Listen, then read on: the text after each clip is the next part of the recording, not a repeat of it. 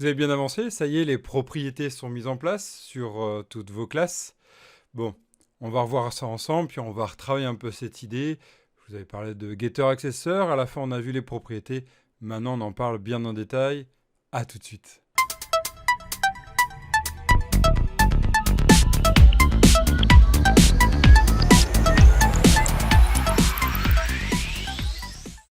Bonjour, je suis Evan, le concrétiseur. Je parle pour la chaîne Dev to be Curious, la chaîne des développeurs et des développeuses qui sont et qui restent curieux, curieuses.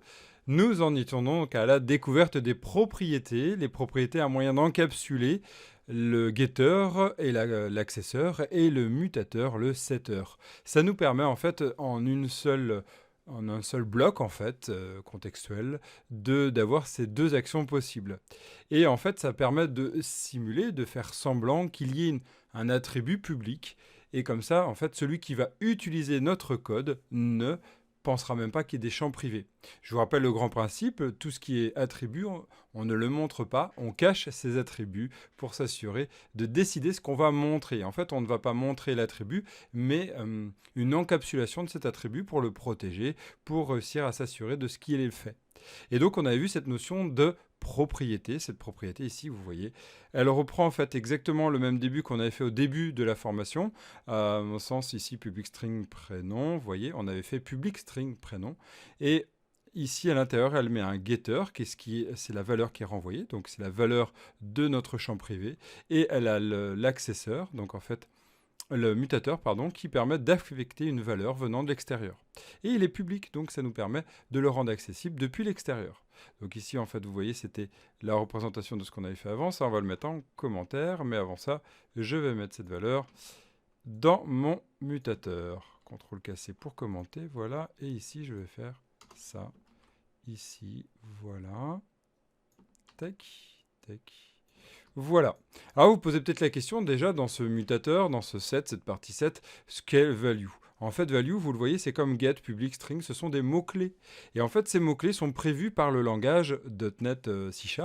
Et en fait, ça veut dire que c'est la valeur qui est passée en paramètre comme celle que vous voyez ici.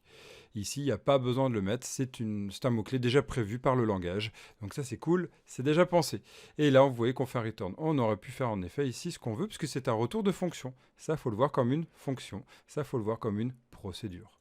Et donc, on va faire la suite. Alors, vous avez vu, clic droit. Ici, on peut encapsuler. Là, vous voyez, action rapide. Vous pouvez encapsuler la méthode. Donc là, on va encapsuler. Et on va encapsuler pareil cette méthode. Action requise, encapsuler. Et on va faire pareil ici. Action requise, encapsuler. Vous voyez qu'en fait, il nous a rajouté directement nos accesseurs, nos mutateurs et nos accesseurs en propriété en faisant un clic droit. Ça, c'est super pratique. C'est Visual Studio qui nous propose ça. Et vous voyez d'ailleurs la nouvelle notation, c'est la notation dite expression lambda. On y reviendra plus tard. Si pour l'instant ça vous est pas connu et vous comprenez pas trop pour l'instant, vous le laissez tel quel, ou alors vous le réadaptez exactement comme ce principe-là avec le get et le set. Ok. Maintenant, voyons voir dans l'éléphant s'il y a quelque chose qui est modifié. Oui, pareil.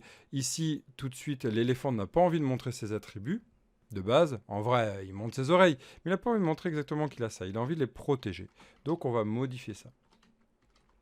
Ici, on va mettre underscore minuscule, underscore minuscule. Vous faites un contrôle point virgule sinon, et vous mettez encapsulé. Vous faites un contrôle point virgule, et vous mettez encapsulé. Et voilà, ça y est, nous sommes déjà prêts pour la partie éléphant. Vous avez vu qu'en fait, ce n'est que rajouter du code pour un futur hypothétique, en fait. En fait, c'est prévoir le futur. Et là, on va faire attention, on ne va pas prévoir trop loin non plus, mais on va dire que ça, c'est les bonnes pratiques automatiques pour penser ce qu'il y a à faire.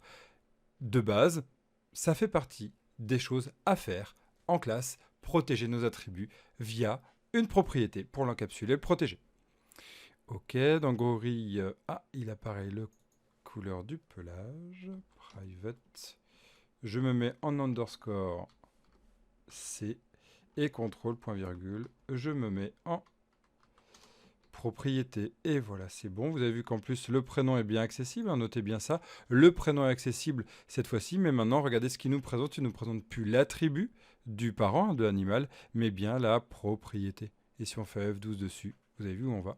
On va là. Donc même l'enfant, en fait, ne connaît même plus l'attribut, en fait. C'est le parent qui propose un attribut, puisque c'est le parent qui sait, c'est celui qui fait, et il décide de ce qu'il doit proposer autant à ses enfants qu'à ceux qui l'utilisent à l'extérieur, qui instancie en fait la classe animale ou toute autre classe. Ok, et maintenant il nous reste quoi? Type animal, c'est un énum, donc de toute façon on l'utilisera plus. On est tranquille. Hey, super bien, c'est cool. Et donc vous voyez qu'ici notre code n'a pas changé, puisqu'en fait on a simplement encapsulé avec les mêmes noms. Vous avez vu? Hop, get set.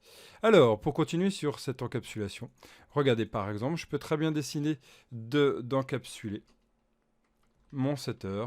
Je pourrais très bien dire ici que seule la partie getter est accessible de l'extérieur et le modifieur ne peut être fait que par les enfants. Comment on fait ça? C'est assez costaud, vous allez voir, c'est assez particulier. Je vous avais parlé de la dernière fois, dans la dernière vidéo, du protected. Et regardez, si je fais un protected set, qu'est-ce que ça veut dire? Ça veut dire que ici, depuis l'extérieur, on peut voir prénom. Et que mon get étant sans mot-clé supérieur, à côté ici, il va prendre le mot-clé qui est ici, c'est-à-dire public.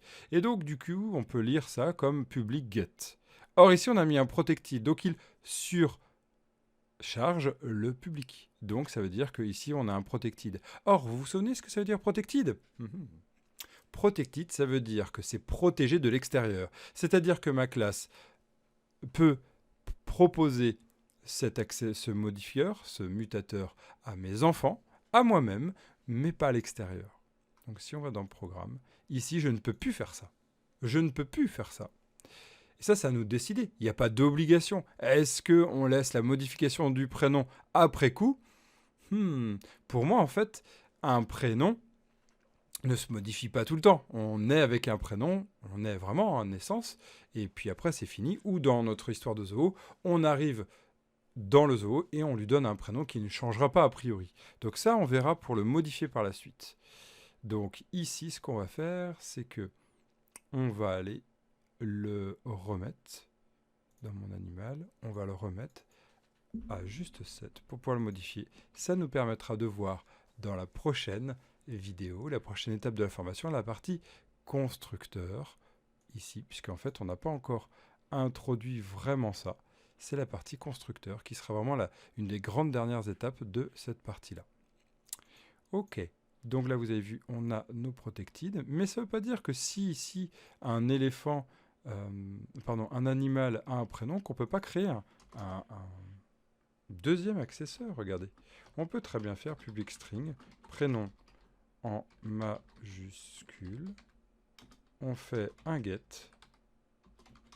Et là, on retourne un this.prénom.toLower.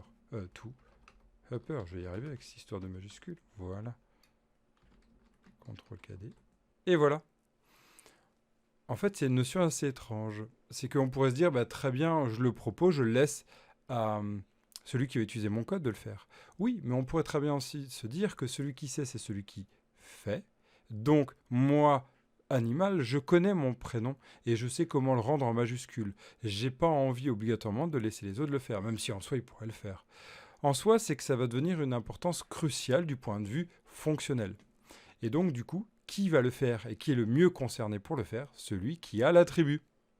On touche à ses attributs, on ne touche pas à ceux des autres. Je pourrais dire, restons dans le contexte bien sûr.